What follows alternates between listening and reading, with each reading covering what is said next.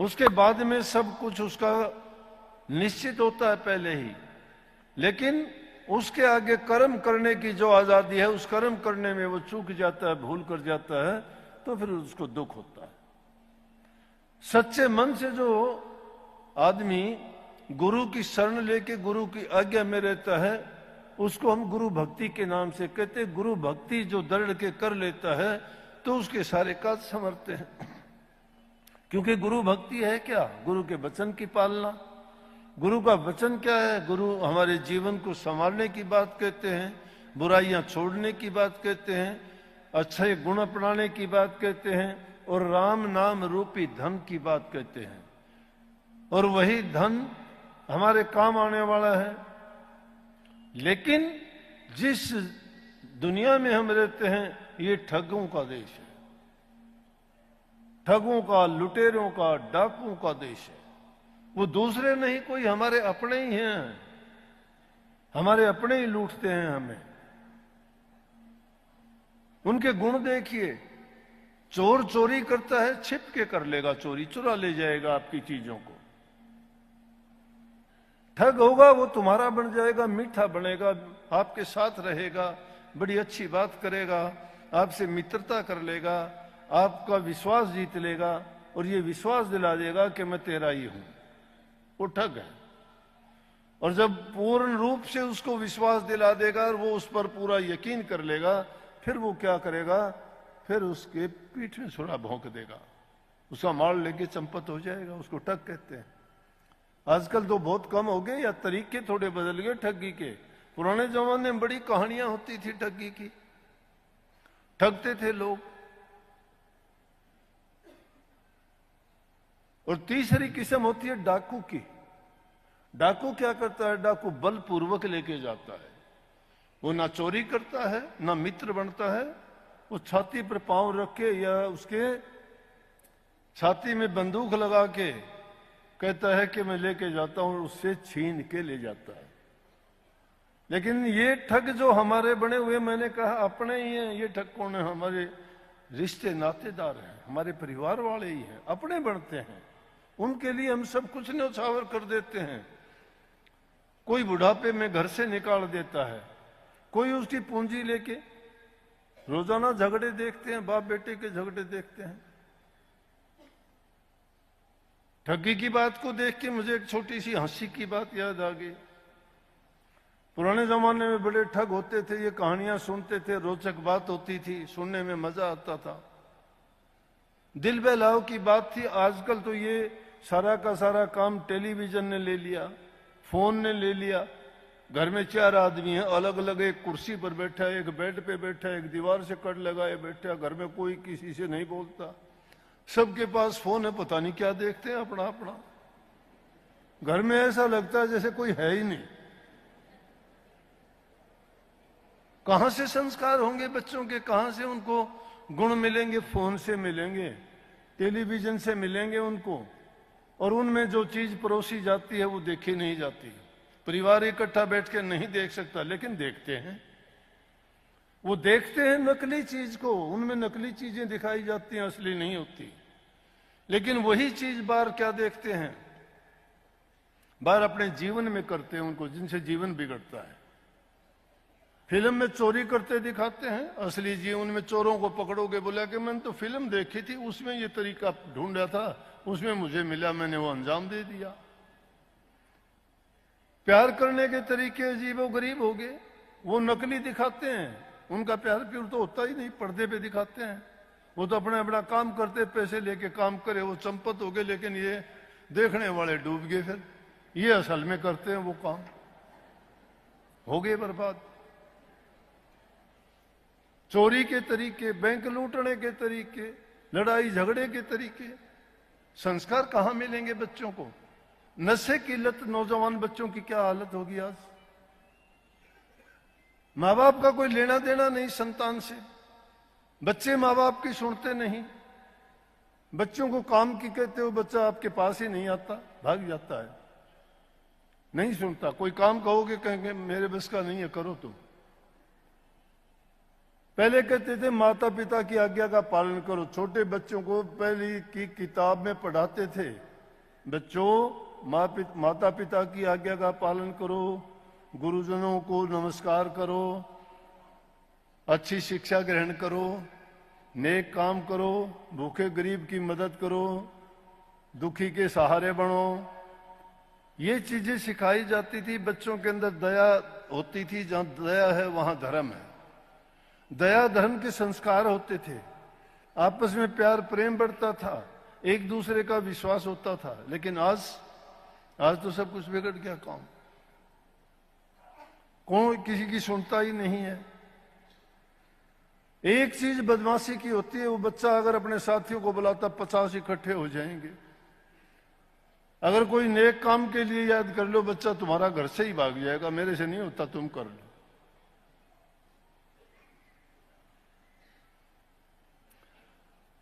तो मैंने ये कहा, इसलिए ये ठगियों की नगरी है। ठग और कोई नहीं है। यहां हम ठगे जाते हैं और कोई कुछ नहीं है। लेकिन जो चीज तुम कमाई करते हो भक्ति की, वो नहीं ठगी जाती किसी से भी। वो तो अपनी मर्जी से तो अपने किसी को भी कुछ भी दे दें, अपनी ताकत है वो गुप्त है, वो जाहिर नहीं, प्रकट नहीं। किसी को भी कुछ भी दे सकते, वो शक्ति ऐसी है। लेकिन उसको दूसरा ये नहीं कि कोई छीन के ले जाए, नहीं छीन के ले जा सकता। इसलिए उस नाम की कमाई कीजिए, भक्ति की कमाई करो, अपने जीवन में उस चीज को प्रमुख रखो। ये 2 दिन का जीवन है, इसमें कोई बड़ाई नहीं मिलती। अपने जीवन को बिगाड़ के चले जाओ, संवार के चले जाओ। 2 दिन आदमी खुश होता है, उसके बाद कुछ नहीं है। कोई रोग लग गया शरीर में, बेकार हो जाओगे। किसी को गंदा मंदा बोलने में कोई फायदा नहीं है। किसी के बारे में बुरा सोचना बहुत गलत है। तुम्हारा मन, तुम्हारे विचार दूषित होते हैं। दूसरों के लिए क्यों अपने मन में तुम वो पाप कमाते हो? अपने मन में अगर सोचो तो अपने हृदय को शुद्ध और पवित्र बनाने के लिए प्रभु के नाम से सजाओ। सांस सांस में उनका सुमरण किया करो, उनको याद किया करो। नाम से पवित्र होती है हर चीज। यह हवन पूजा पाठ में जो मंत्र बोले जाते हैं, वो पवित्रता और शुद्ध करने के लिए बोले जाते हैं। उनसे वातावरण शुद्ध होता है। लेकिन अंतर मन से जिस नाम का सुमन और चिंतन करोगे, उससे तुम्हारा हृदय पवित्र होगा, तुम्हारी रूह पाक साफ बनेगी, तुम्हारे हृदय की सफाई होगी। उसमें अंदर में मन में जो उठने वाली बुरी कल्पनाएं हैं वो बंद हो जाएंगी। क्योंकि जैसा बीज बोओगे वैसी ही उपज होगी। तो अपने हृदय में प्रेम के, दया के, परहित के बीज बोइए। तुम्हारे दिल में वही चीजें ठाठे मारेंगे। और जहां कहीं भी जरूरत पड़ेगी तो आप अपना जीवन भी उनके लिए कुर्बान करने के लिए तैयार हो जाओगे, क्योंकि आपने उन चीजों की कमाई की है। ये धोखाधड़ी की बातें करते हो, छल कपट बेईमानी करते हो, ये साथ नहीं देने वाली है। मैंने नहीं देखा, आपने देखा हो तो पता नहीं। किसी डाकू के, किसी ठग के, किसी लुटेरे के आपने किले भवन देखे क्या? किसी के हैं वो 2-4 दिन, कुछ दिन के लिए। क्यों? कि वो चीज नेक कमाई की नहीं होती। नेक कमाई की चीज ही ठहरती है, वही आदमी को लाभ देती है। नहीं तो जो जिस तरीके से आती है चीज, उसी तरीके से वो चली भी जाती है। जो नेक कमाई करते हो, 1 पैसा भी तुम्हारा लाख पैसे के बराबर होगा। और जो बुरे तरीके से कमाया जाता है, वो तुम्हारा मिट्टी के मोल हो जाएगा, उसका कुछ नहीं रहेगा। खो जाएंगे, वो बर्बाद हो जाएंगे। डॉक्टर ले जाएगा, चोर ले जाएंगे, किसी चीज में और कोई नुकसान हो जाएगा, नहीं रुक सकता वो। जो चीजें कोई शुद्ध और पवित्र मन से, शुद्ध भावना से अगर 1 पैसा भी देता है तो वो तुम्हें मालो माल कर देगा, हर प्रकार से मालो माल कर देगा। क्योंकि उसके अंदर क्यों आशीर्वाद लिया करते हो? आशीर्वाद में वो भावना छिपी होती है कि उस आशीर्वाद में उसके लिए शुभ कामनाएं होती हैं, अच्छी सोच होती है।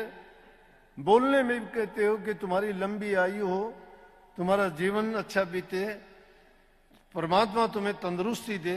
दुआ करते हैं उसके लिए। उन दुआओं में बड़ी ताकत और बल है। बुरा बोलने से गुस्सा आता है, अच्छा बोलने से प्रेम जागृत होता है। बाहर के शब्दों से ही देख लो आप। जब बाहर भी कोई अगर कटु वचन बोलते हो दुख होता है, लेकिन मीठा बोलते हो तो खुशी होती है। सुनने वाला भी खुश, तुम्हारा हृदय भी खुश, दूसरे भी देखने वालों को भी आनंदित करता है। तो किस लिए अपनी जबान भी गंदा करते हैं, बुरी आदत डालते हैं, किसी के लिए ऐसा शब्द बोल के उसको क्यों कष्ट पहुंचाएं। तुलसी साहब कहते हैं, साईं इस संसार में 3 रतन है सार, मीठा बोलन नीवा चलन करना पर उपकार। मीठा बोलो और नीचा होके चलो, अपने आप को अभिमान नहीं करना, अभिमान इंसान को गिरा देगा। ये चीजें ऐसी हैं जो इंसान को अंदर से लूटने वाली। बाहर के लुटेरे तो ये थे, अंदर के लुटेरे हैं काम है, क्रोध है, लोभ है, मोह है, अहंकार है, इच्छा है, आशा है, तृष्णा है, वासनाएं हैं। जितनी भी मन में कल्पनाएं उठती हैं सब की सब वो भी लुटेरी हैं।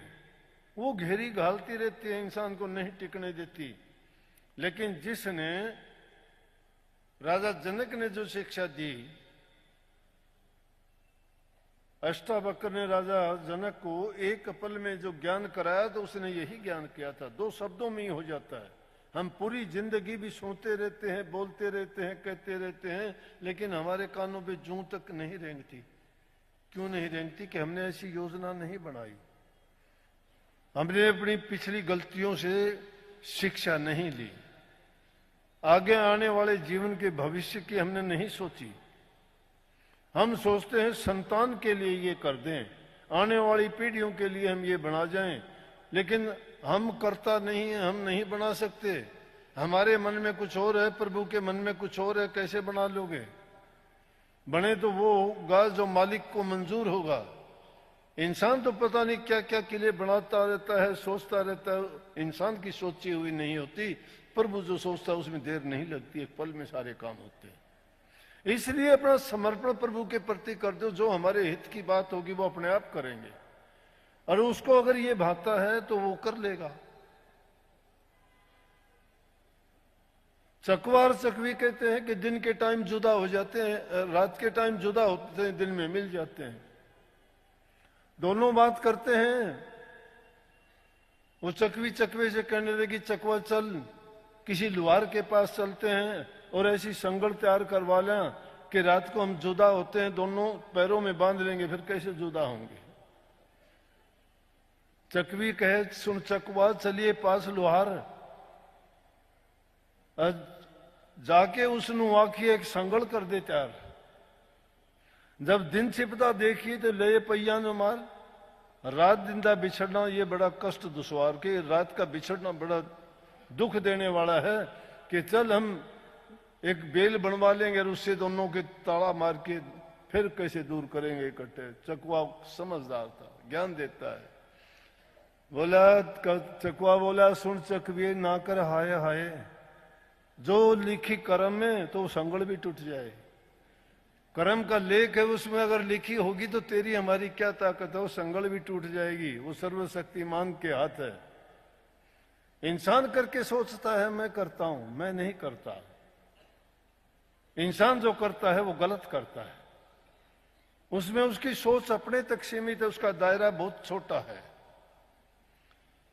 प्रभु जो सोचता है उसका सोचने का, वो पूरी सृष्टि के बारे में सोचता है। वो 84 लाख के छोटे मोटे जीव जंतु से लेके बड़े से बड़े जीव की सबकी रक्षा करता है, सबकी चिंता करता है। इंसान तो अपने तक सीमित है। वो सोचता है कि मैं खुश रहूं, बाकी चाहे भाड़ में जाए, मेरा अच्छा हो और नहीं। जिसके पास थोड़ा सा भी किसी चीज का भी धन हो गया, ताकतवर हो गया, ऊंचा खानदान हुआ, कोई ओहदा मिल गया, तो वो मानता ही नहीं किसी को। उसको ये नहीं पता ये इनको नदी के किनारे पर खड़ा रूह का कितने दिन रह सकता है। पानी का बहाव आएगा 2 मिनट में सबको बर्बाद कर देता है। इंसान का जीवन भी उसी प्रकार से कि नदी के किनारे खड़े हुए रूह की भांति है। पता ही नहीं चलेगा कि कब जो है छुट्टी हो जाएगी, कब निकल जाएगा। इसलिए कभी अभिमान नहीं करना चाहिए। अभिमान करो तो प्रभु का करो, उसका गुणगान करो, शुक्र गुजार हो उसके कि उसने हमें इंसान बनाया, अच्छा अवसर दिया। और नहीं तो हम अगर ये गलतियां करते हैं, संत महात्माओं की वाणी से देखो, सूरदास जी वो कहते हैं कि हम तो परमात्मा का एहसान ही भूल गए।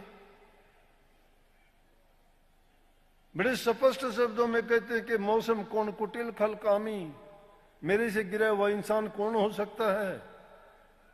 ये पहचान कोई कोई करता है, कोई कोई मुश्किल से, जो इस जीवन को समझना चाहता है और जो इस संसार में रह के ये खोजना चाहता है कि है क्या माजरा, आए थे किस काम को कर बैठे के बाद, क्या मुखले मिलिए राम से खाली दोनों हाथ।